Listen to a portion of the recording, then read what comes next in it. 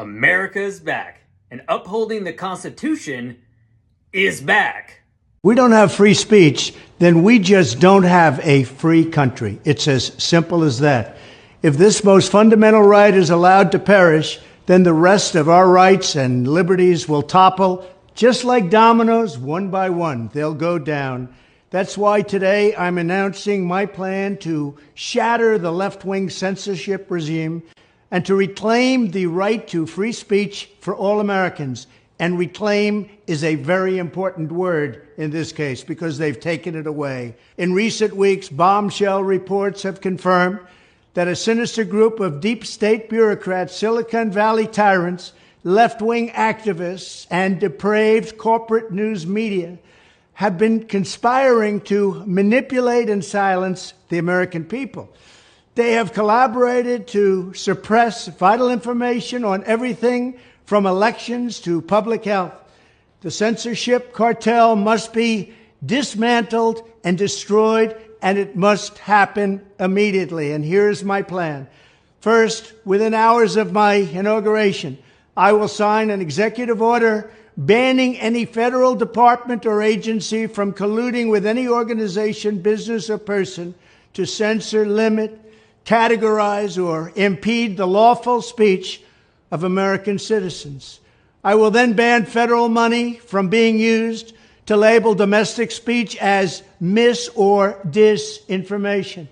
And I will begin the process of identifying and firing every federal bureaucrat who has engaged in domestic censorship, directly or indirectly, whether they are the Department of Homeland Security, the Department of Health, Human Services, the FBI, the DOJ, no matter who they are. Second, I will order the Department of Justice to investigate all parties involved in the new online censorship regime, which is absolutely destructive and terrible, and to aggressively prosecute any and all crimes identified.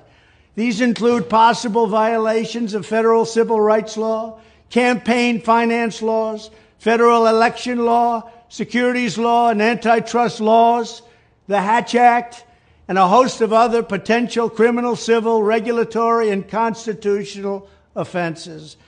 To assist in these efforts, I am urging House Republicans to immediately send preservation letters, and we have to do this right now, to the Biden administration, the Biden campaign, and every Silicon Valley tech giant, ordering them not to destroy evidence of censorship. Third, upon my inauguration as president, I will ask Congress to send a bill to my desk revising Section 230 to get big online platforms out of censorship business. From now on, digital platforms should only qualify for immunity protection under Section 230 if they meet high standards of neutrality, transparency, fairness, and non-discrimination. We should require these platforms to increase their efforts to take down unlawful content such as child exploitation and promoting terrorism, while dramatically curtailing their power to arbitrarily restrict lawful speech. Fourth, we need to break up the entire toxic censorship industry that has arisen under the false guise of tackling so-called mis- and disinformation. The federal government should immediately stop funding all nonprofits and academic programs that support this authoritarian project. If any U.S. university is discovered to have engaged in censorship activities or election interferences in the past, such as flagging social media content for removal of blacklisting, those universities should lose federal research dollars and federal student loan support for a period of 5 years and maybe more. We should also enact new laws laying out clear criminal penalties for federal bureaucrats who partner with private entities to do an end run around the Constitution and deprive Americans of their First, Fourth, and Fifth Amendment rights. In other words, deprive them of their vote. And once you lose those elections, and once you lose your borders like we have, you no longer have a country.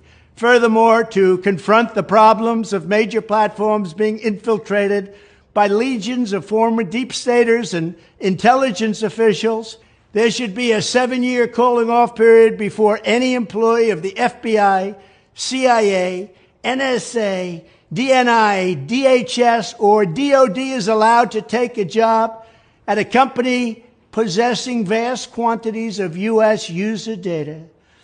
Fifth, the time has finally come for Congress to pass a digital Bill of Rights. This should include a right to digital due process. In other words, government officials should need a court order to take down online content, not send information requests such as the FBI was sending to Twitter. Furthermore, when users of big online platforms have their content or accounts removed, throttled, shadow banned, or otherwise restricted, no matter what name they use, they should have the right to be informed that it's happening, the right to a specific explanation of the reason why, and the right to a timely appeal. In addition, all users over the age of 18 should have the right to opt out of content moderation and curation entirely and receive an unmanipulated stream of information if they so choose. The fight for free speech is a matter of victory or death for America and for the survival of Western civilization itself. When I am president, this whole rotten system of censorship and information control will be ripped out of the system at large. There won't be anything left. By restoring free speech, we'll begin to reclaim our democracy and save our nation. Thank you, and God bless America.